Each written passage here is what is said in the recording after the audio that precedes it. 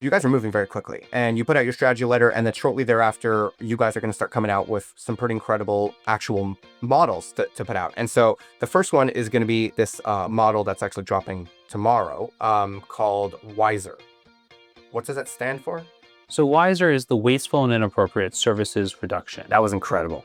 Yeah, it just rolls off the tongue. That was incredible. I prefer to just call it WISeR, though. Fair enough. What WISeR is a model to help prevent people from being harmed by care that is really low value or harmful for them. If you think about things like arthroscopies, the type of care that is common in the above 65 population is actually not something solvable by an arthroscopy.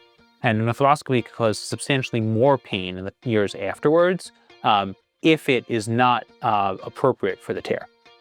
There's a reason why in professional athletes you don't do intensive surgeries. It's because you actually would rather do other forms of healing if you could avoid it, because you want them performing at their peak. What we do in WISeR is we look at care that might be harmful for patients, and we want to test if interventions to help guide people to other forms of care will be helpful at helping them access and improve quality care and resourcing, and lowering federal spending on these services that are harmful to people or are subject to fraud.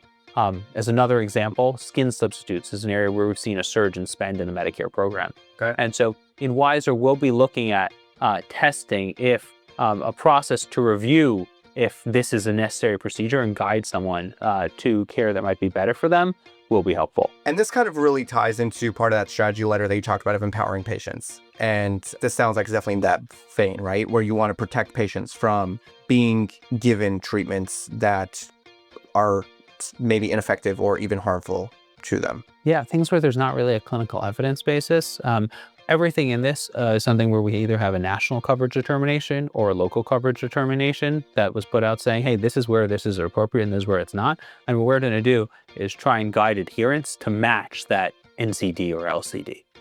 So it's really about looking at the clinical care guidelines and ensuring that those are adhered to.